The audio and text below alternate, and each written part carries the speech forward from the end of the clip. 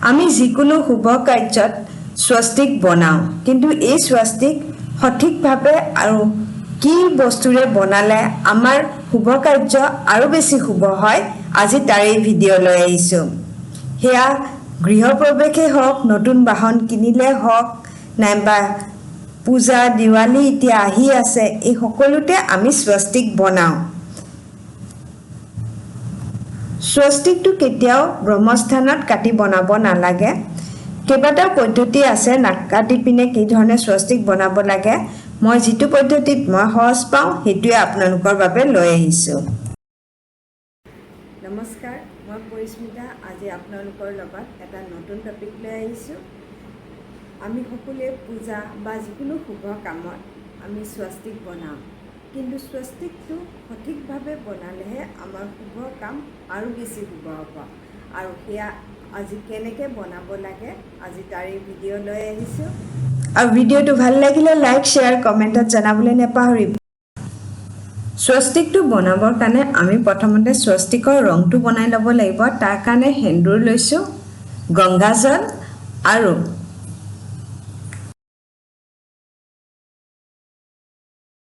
pure ঘি লব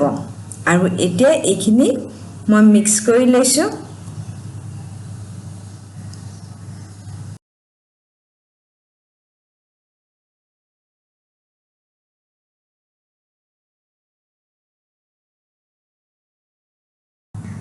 আৰু swastik বনাওতে আমি ৰেখা কেইডাল ভিতৰৰ ফালে আনিব লাগে বাহিৰৰ ফালে নিদিব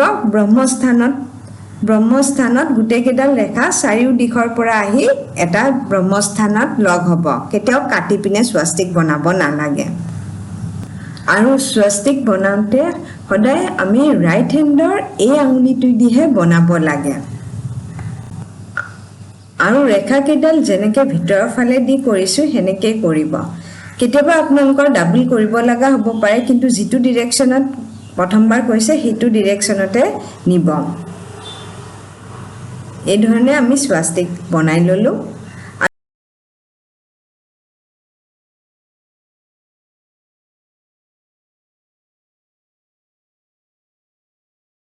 আৰু এতিয়া যিকেইটা বিন্দু দিব লাগিব আৰু বিন্দু কেইটা যি ডিৰেকচনত যেনেকৈ দিছো হেনেকৈ দিব আৰু swastikৰ দুইফালে দুডাল দুডাল ৰেখা থাকে সেই ৰেখা দুডাল হৈছে ক্ৰমাৎ ঋদ্ধি সিদ্ধি আৰু শুভ লাভ এতিয়া এই দুডাল ৰেখা কিন্তু swastikতকৈ ডাঙৰ হ'ব লাগে আৰু ইটো সাইডেও সমান জোখত ৰেখাডাল টানিছো ৰেখাডাল তলৰ পৰা ওপৰলৈ টানিব ওপৰৰ পৰা তললৈ নাটানিব এতিয়া দেখিছে প্ৰথমডাল মই ডাঙৰ টানিছো দীঘল আৰু তাৰ তলত যিডাল টানিছো হেডাল অলপ ছুটি দুইফালে সোঁফাল আৰু বাওঁফাল দুইফালে প্ৰথম দুডাল দীঘল একে সমান টানিব তাৰ পিছৰডাল অলপ তাতকৈ ছুটি টানিব আৰু কিন্তু দুইডাল ৰেখা swastikতকৈ অলপ ডাঙৰ টানিব আৰু এয়া আমাৰ সম্পূৰ্ণ swastikটো বনোৱা হৈ গৈছে ভিডিওটো চাই যদি অলপো উপকৃত হয় তেনেহলে প্লিজ তলত থকা ৰঙা ৰঙৰ সাবস্ক্ৰাইব বাটনটো টিপি দিব থ্যাংক ইউ সো মাচ